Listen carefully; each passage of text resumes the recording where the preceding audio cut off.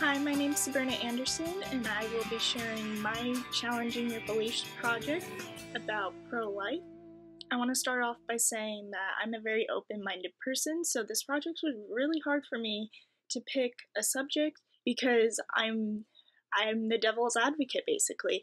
I can totally have my opinion, but I totally also understand that other people have their opinions and that they may have a whole nother side to it. And I always try to understand that. And when I'm told that I have to do a Challenging Your Beliefs project, it's kind of hard.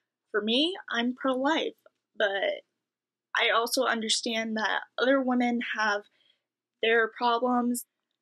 Growing up, I always thought from a young age, ever since maybe puberty, where I always thought if you get pregnant, you can choose to get an abortion. That's up to you. Like, I would get an abortion. That was me back then. And I was thinking abortion's okay, it was a good thing. It was something that I'm glad it was open to women. I still am, but I also have a more mature side of my opinion. And as I got older and I started learning that girls were getting pregnant at 16, 17, 18, 19, and so on. And I understood that girls made stupid decisions. I understood that. In high school, not thinking, oh, it's no big deal, it won't happen to me. But it does. And that's the thing, that I was like, well, abortion's always there. It's always there for you to use. I was questioned, do you believe in abortion? And I said, yes, I believe in it, like 100%.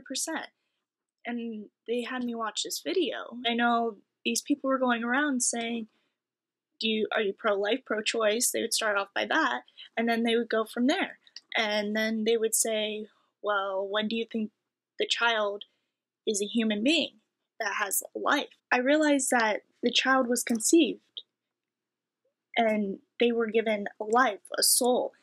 And I get it. The biology of the life is the heartbeat doesn't start after a couple weeks and stuff like that. It's hard for me to say for myself that I would be okay with that, doing that to a child that I've conceived.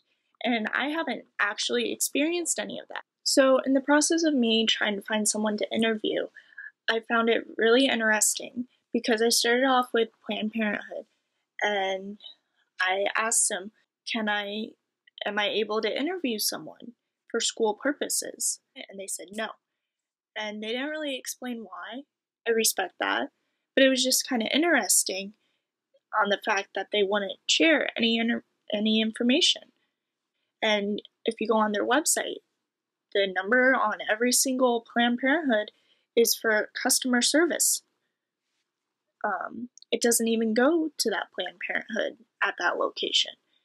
So they have a very high security on that. And then I emailed Acacia and I messaged them and said, hey, I'm a student and I was wondering if any of you guys were willing to be interviewed. It's for school purposes only. And no one ever got back to me. So then I had to resort myself to a classmate. And that's when I interviewed Ryan. It wasn't enough for me. I needed more. I needed more side. So I posted on Facebook. I said, I'm working on a Challenge Your Beliefs project for school, and my topic is pro-life and pro-choice. This is not a debate. Please understand people have their opinions and have their own beliefs, but I would like to hear your thoughts and opinions. The first comment I got was pro-choice, but not without professional counseling or some sort first. Could be lifetime repercussions of carried guilt and low self-esteem when a solo decision is made.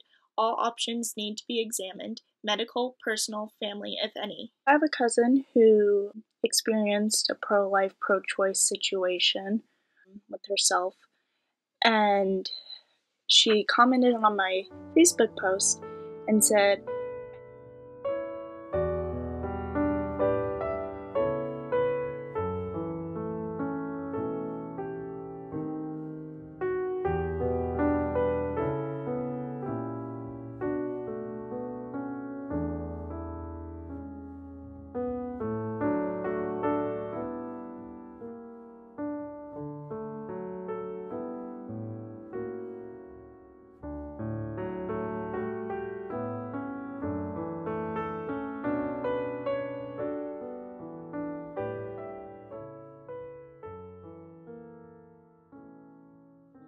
So it's just kind of interesting to see a different side of this whole thing, because I know a lot of people who commented on this post haven't really had to experience it personally, but they do know people.